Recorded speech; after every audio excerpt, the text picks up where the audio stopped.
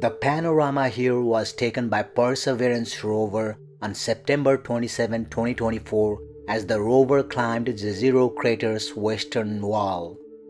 Many of the landmarks visited by the rover during its 3.5-year exploration of Jezero can be seen in the view along with the rover's tracks.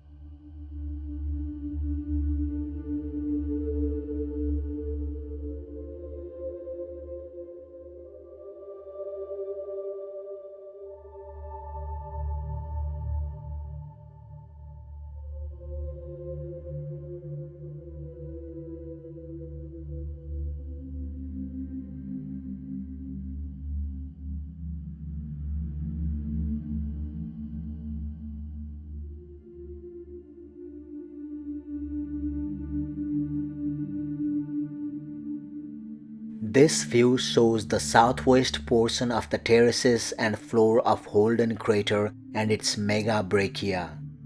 Breccia is a rock typically consisting of rock fragments of various sizes and shapes that have been broken, tumbled and cemented together in sudden geologic event such as a landslide, a flash flood or even an impact cratering event. If it were not for the dark sandy dunes dispersed throughout, this image could easily fool an expert into thinking that this image is actually a photograph of a hand sample of an impact breccia. The prefix mega implies that the breccia consists of clasts or rock fragments that are typically bigger than a large house or a building. The rectangular megaclast near the center of the image is a colossal 150 by 75 feet. The crater likely experienced extensive modification by running water, which is supported by observations of drainage and deposition into the crater from a large Valles channel breaching Holden's southwest rim. While it is possible that the mega breccia formed from a catastrophic release of water into the crater, a more likely possibility is that it formed from the impact that created the approximately 93.2 miles in diameter Holden crater.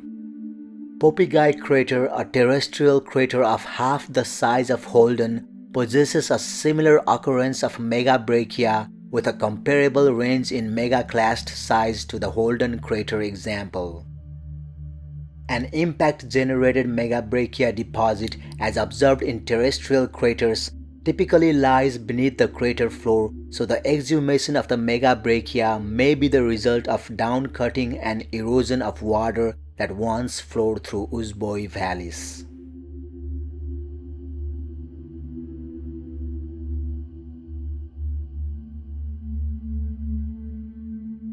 A field of bright white sulfur stones was captured by Curiosity rover at Geddes Valles Channel.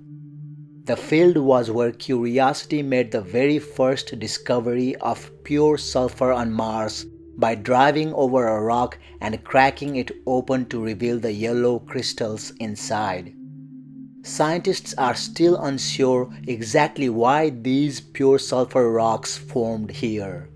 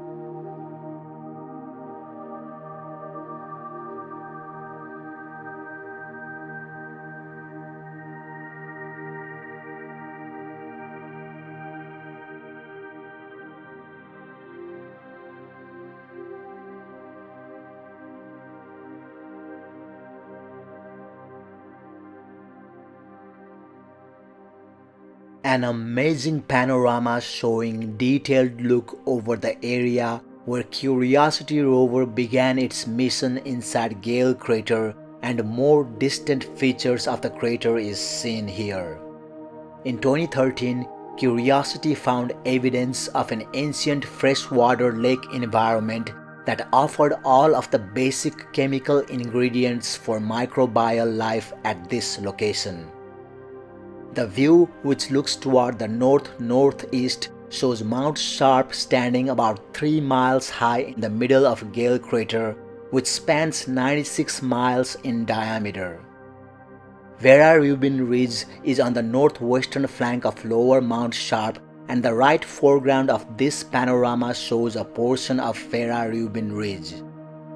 In the distance is the northern wall of Gale crater, with the rim crest forming the horizon roughly 25 miles from the rover's location.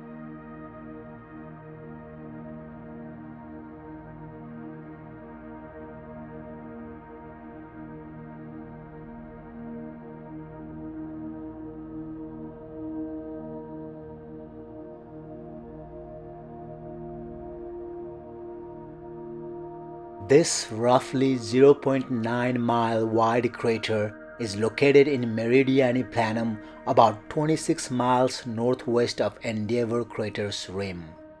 With a diameter of 2.48 miles, it is the largest crater in the region other than Endeavour crater. It's also much older and a little more than 5 times larger than Victoria crater.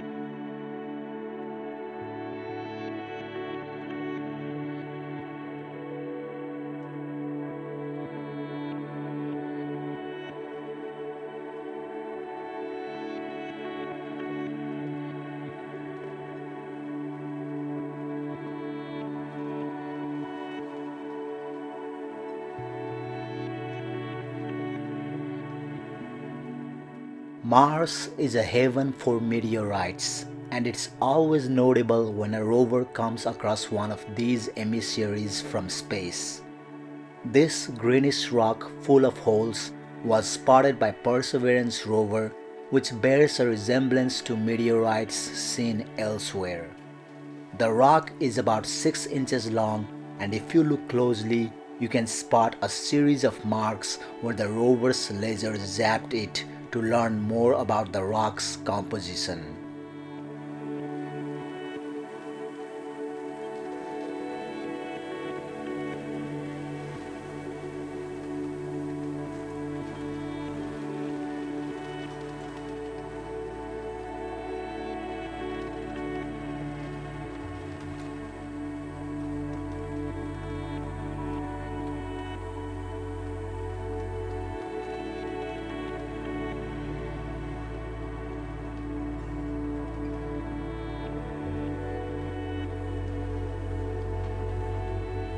A glimpse of what it looks like when the sun rises on Mars.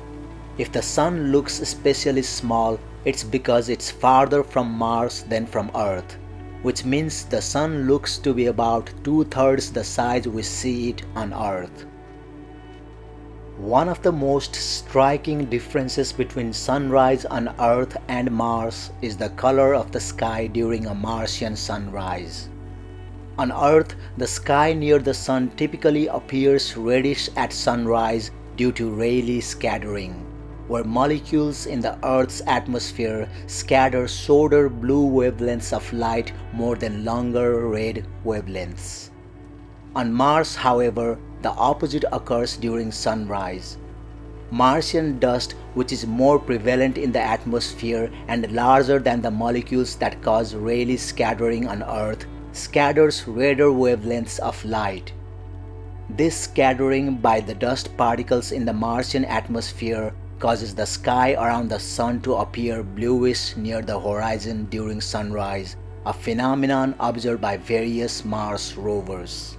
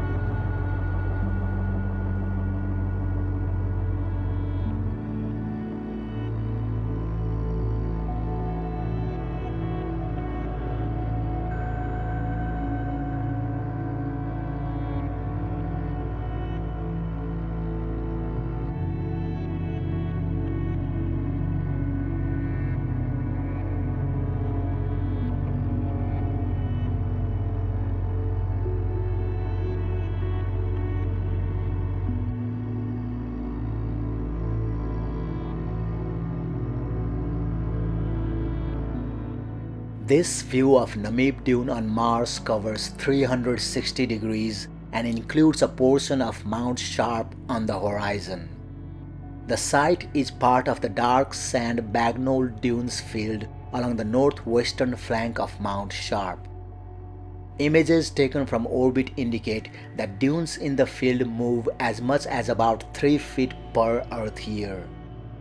The downwind face of the dune here rises at an inclination of about 28 degrees to a height of about 16 feet above the base.